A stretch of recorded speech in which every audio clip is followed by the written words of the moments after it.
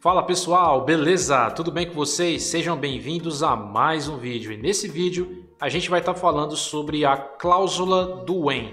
Então a gente vai estar falando sobre essa estrutura condicional que é bem parecida com o if e else, só que ela é muito mais simples e deixa o nosso código mais limpo utilizando a linguagem Kotlin. Então com essa cláusula basicamente a gente consegue fazer testes condicionais. Então vamos lá, eu vou mostrar para vocês aqui como é que funciona a estrutura do when. Então você pode utilizar o if e else ou você pode utilizar o when. Basicamente eles vão ter o mesmo objetivo, só que o when a gente escreve menos códigos para fazer basicamente a mesma coisa que a gente faria no if. Então eu vou escrever aqui a palavra when, eu vou abrir e fechar parênteses e aqui eu vou abrir e fechar chaves. Essa daqui é a estrutura básica do when.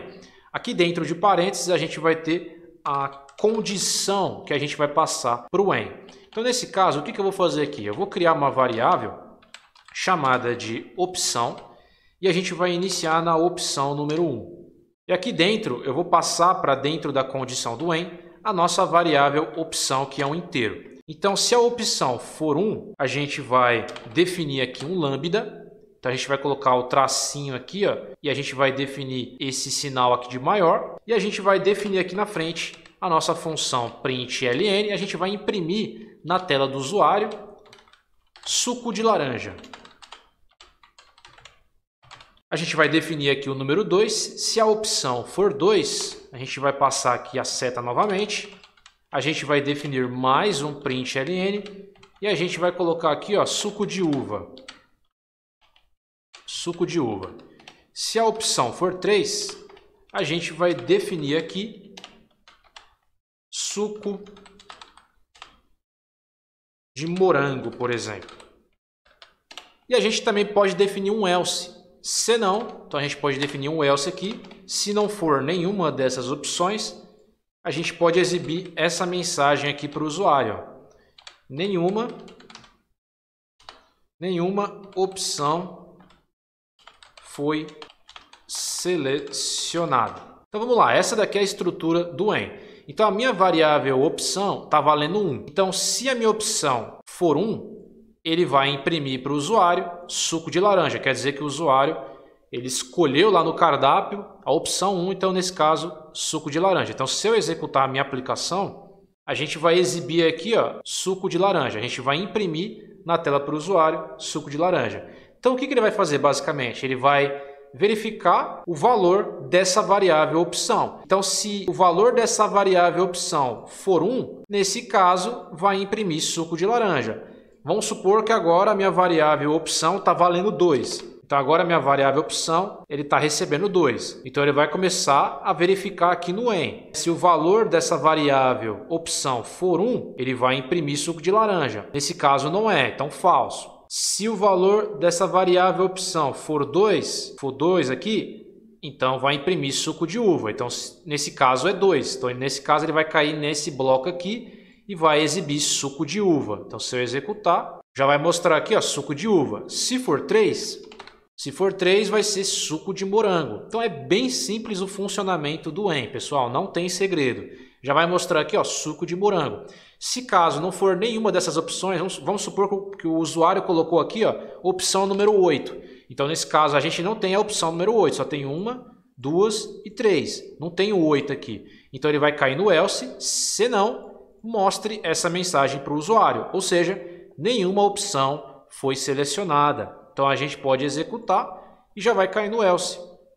Nenhuma opção foi selecionada. Então é assim que funciona a estrutura when. A gente também pode atribuir uma variável no when. Então aqui eu posso fazer o seguinte, pessoal. Aqui eu posso criar uma variável que vai ser mutável, que eu vou chamar de mensagem.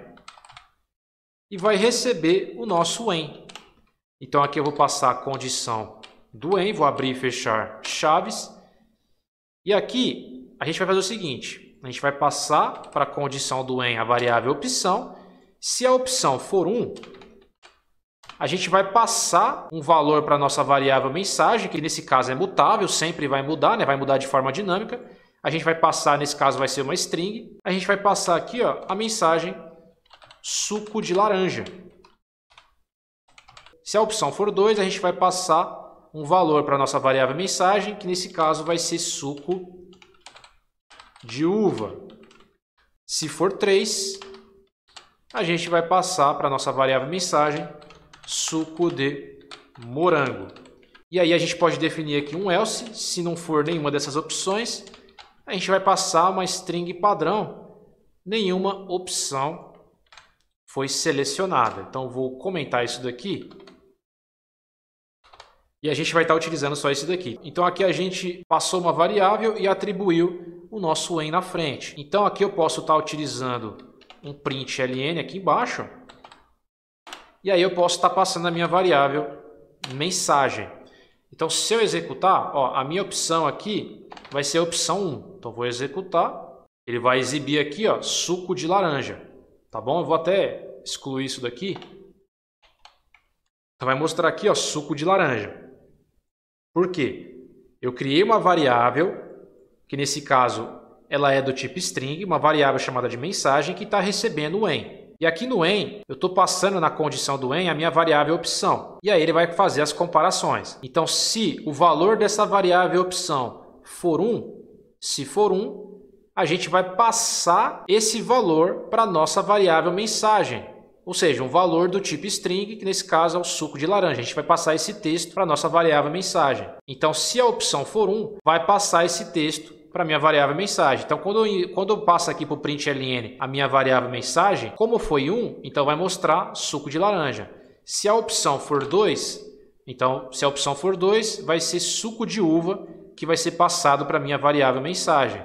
Então, a minha variável mensagem está recebendo esse valor aqui, ó, suco de uva, porque a opção foi 2. Então, agora eu vou executar e vai passar esse valor para a minha variável mensagem. Se não for nenhuma das opções, colocar 9 aqui, ele vai cair no else e vai passar aqui, ó, nenhuma opção foi selecionada. Então, espero que vocês tenham entendido como é que funciona essa estrutura condicional. Treina bastante e eu espero vocês em um próximo vídeo. Até a próxima!